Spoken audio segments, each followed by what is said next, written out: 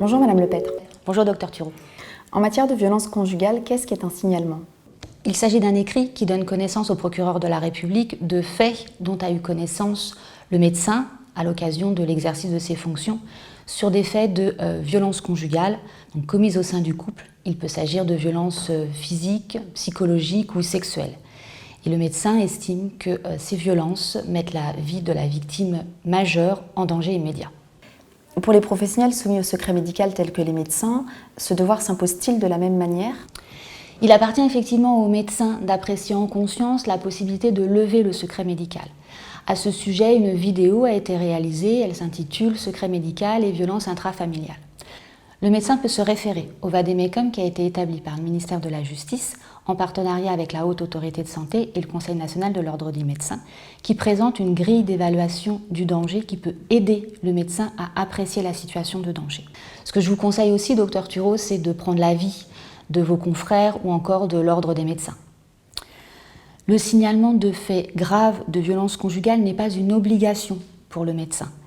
Mais si la personne victime n'est pas en mesure de se protéger en raison de la contrainte morale qu'exerce sur elle l'auteur des faits, il appartient éventuellement au médecin de déroger à ce secret médical. Concrètement, quelle est la forme du signalement? C'est un écrit, c'est donc un acte engageant pour le médecin qui va devoir réfléchir au contenu des informations qu'il veut faire apparaître dans le signalement. Pour ne pas être accusé de violation du secret médical, le médecin ne peut adresser son signalement qu'au procureur de la République. J'insiste sur le fait que seul le procureur de la République doit être destinataire du signalement. En effet, le procureur de la République est la seule autorité à pouvoir apprécier les informations qui sont communiquées dans le signalement pour ensuite diligenter une enquête. Pour autant, il n'y a pas de formalisme particulier s'agissant de cet écrit. Je vous invite à vous reporter éventuellement au modèle qu'il y a dans le vade-mecum sur le secret médical pour avoir un exemple. Mais pour être utilisable, ce signalement doit comporter des informations essentielles. Les coordonnées et l'identité du médecin signalant, si jamais les services d'enquête doivent le recontacter pour avoir des informations complémentaires. L'identité et les coordonnées de la personne que l'on soupçonne être victime de violences conjugales. Et il faut bien évidemment que soient reportés dans le signalement les propos tenus par la patiente au médecin. Le médecin peut donner une appréciation sur l'état de santé physique ou psychique de sa patiente. Le signalement peut également contenir des informations médicales qui ont été constatées par le médecin à l'occasion d'un examen clinique.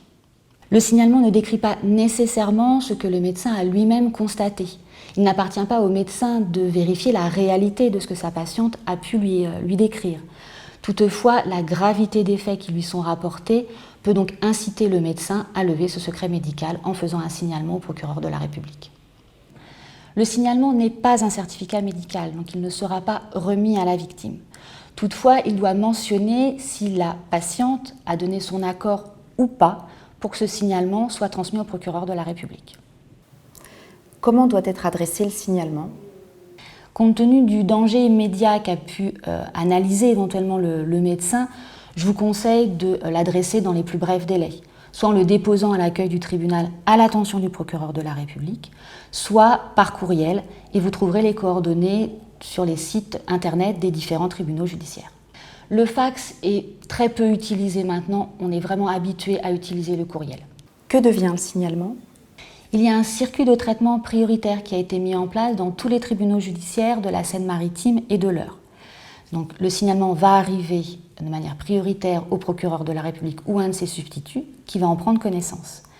Dès lors qu'il a suffisamment d'informations dans ce signalement, il va pouvoir consulter les fichiers, les logiciels qui sont mis à sa disposition, notamment pour savoir si la patiente, la victime potentielle, a déjà été signalée comme étant une victime de violence conjugale. Ça permettra de recueillir déjà des premières informations sur la victime, mais également sur l'auteur présumé. Ensuite, à la lecture de ce signalement, si le procureur de la République soupçonne la commission d'une infraction de violence conjugale, il saisira un service de police ou de gendarmerie pour qu'une enquête soit réalisée. En parallèle, le procureur de la République pourra également saisir une association d'aide aux victimes pour apporter un soutien psychologique ou une orientation juridique à la victime. Et le médecin signalant sera-t-il informé des suites de son signalement? Non, le médecin signalant ne sera pas informé. Pourquoi? Parce que le procureur de la République est lui-même tenu à un secret professionnel. Seule la loi peut le délier de ce secret professionnel et il n'y a aucune disposition actuellement qui autorise le procureur de la République à informer le médecin signalement des suites. La victime aura-t-elle directement ou indirectement connaissance du fait que son médecin a réalisé un signalement et que risque le médecin? L'article 226-14, troisièmement du Code pénal, prévoit que le médecin doit s'efforcer d'obtenir l'accord de la victime majeure. En cas d'impossibilité d'obtenir cet accord, le médecin doit l'informer de la transmission du signalement au procureur de la République. Sur les conséquences éventuelles pour le médecin de ce signalement, je vous invite à visionner la vidéo « Secret médical et violences intrafamiliales ». Et lorsque des enfants sont présents? Si des mineurs sont victimes de sévices ou de privations qu'a pu constater le médecin, il y a une autre dérogation qui est prévue par la loi et ce sujet fera l'objet d'une vidéo spécifique. J'ai une question pour vous également, docteur Thureau. Cette dérogation au secret médical prévue par la loi a-t-elle modifié votre pratique face aux situations de violence conjugale? Cette dérogation au secret médical n'a pas vraiment modifié la pratique pour les médecins qui prennent en charge des victimes de violences conjugales, puisque le signalement pouvait déjà être effectué avant l'apparition de cette loi en juillet 2020. Néanmoins, des règles ont été établies de façon stricte, comme cela a été rapporté, pour effectuer un signalement en cas de violence conjugale. Cependant, le fait que ce soit stipulé dans la loi permet de rassurer les médecins dans la prise en charge des victimes de violences conjugales.